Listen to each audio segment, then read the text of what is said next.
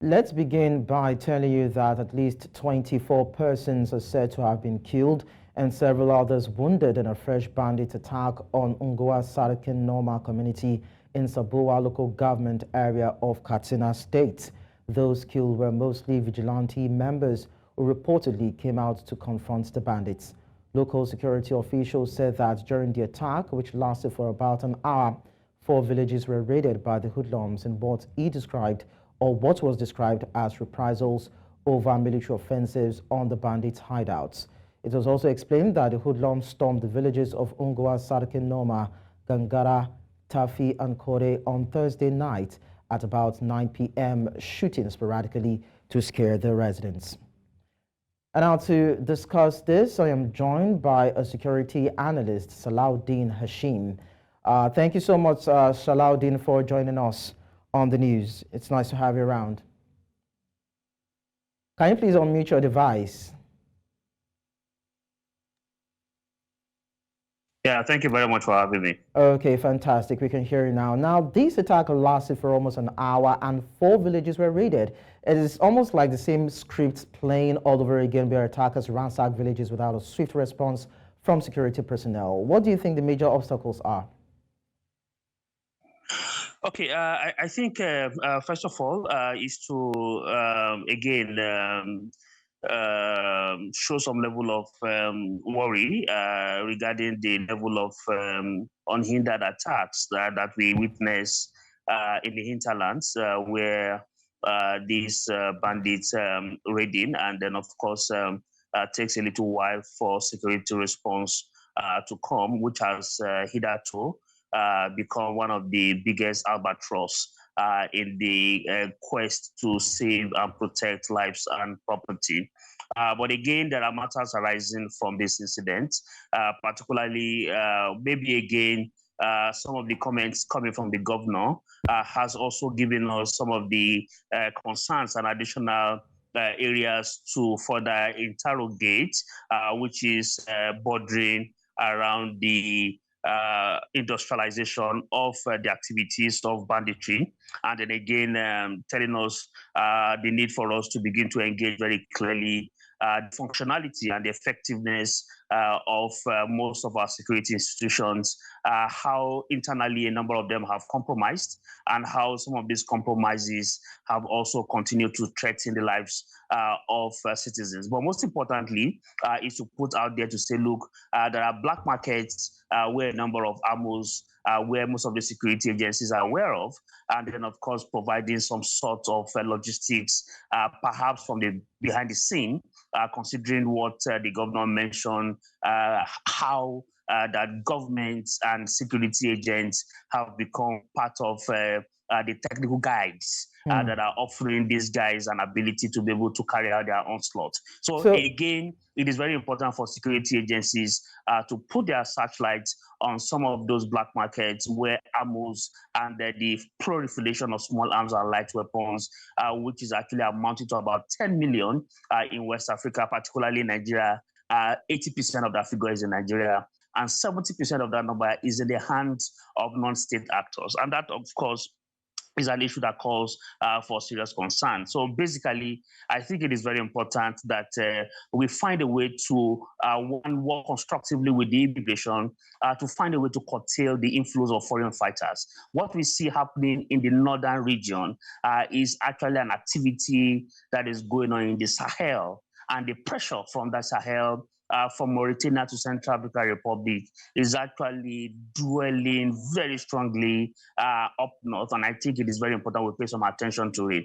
And why responses is not sufficient and responsive enough borders largely around the institutional gap and institutional weaknesses that we are currently experiencing. But most importantly, I think the functionality is something that requires that we pay some attention to allow for some level of logistic support. And one of the things that you may want to interest you, if you pick the budget of the Nigerian police, for instance, if you do the analysis of that particular budget, it tells you that a particular station gets about 1 liter per day. SALUDEEN is actually very worrisome in terms of response. Yes, SALUDEEN is very, very worrisome, and it's even more worrisome when we have people in places of authority who come out with categorical statements saying that there are people within the ambit of power of governance who are actually carrying out or perpetrating this act, or funders or sponsors of these sort of atrocious acts. But then when we have this sort of revelation coming from authorities like this, it would mean or suggest that they have information as regards who these people are. Don't you think at this time they should be able to identify them, ping them out, bring them out, have them arrested, and deal with this situation? Because if a governor comes out to say that, oh, there are government officials and security agencies within the scope that enable these killings and this banditry and these attacks, it means they have credible information. So why is it hard for them to single these people out, identify them, and nip it in the bud? The absence of political will. I will give you two quick instances. One is the fact that in Zamfara, there was a white paper report that actually indicted over 200 traditional leaders who got themselves involved in this entire process. But again, the question is, what has happened to that white paper? What were the consequences? That is one. Two, the Chief of Defense Staff at one time, when he was actually present with the National Assembly, made categorical revelations where he told them very clearly that officials from the custodial facilities were helping people who were in detention to actually carry out some coordinated attacks by helping them with communication infrastructure. That comment came very clearly from the Chief of Defense Staff. And again, after that, nobody actually ever followed up to find out what exactly happened, how is this happening, and of course, what are the queries that were transmitted, and how are those queries being transformed into some certain action plan. That didn't happen. So there are functional political gaps that are not allowing for effectiveness. And secondly is that there are also some level of compromise in the integrity of the entire security architecture. And that in itself is actually putting a number of question marks around how the entire system in itself is actually playing out in terms of responsive enough to some of these situations that we see. And again, because again, it is an industrial scale that we are currently witnessing, the large cache of cash, and then of course the level at which these guys organize and coordinate tells you very clearly that they have a very clear knowledge of the functional approaches that our security agencies work. All right, now, so at this point, it's just sad that this is the situation that we find ourselves. We just discovered that it is the people and these local communities that try as much as possible to have a security team to police their area that feel the brunt and get killed. Now, we see vigilante members who are the bulk of those killed in this particular attack by bandits, as much as, of course, it's been speculated that these criminal elements wield superior firepower. So what do you think can be done to beef up security within these local communities and make it more formidable, whether or not there's going to be a prompt response from security agencies to help them quell or deal with these criminal elements?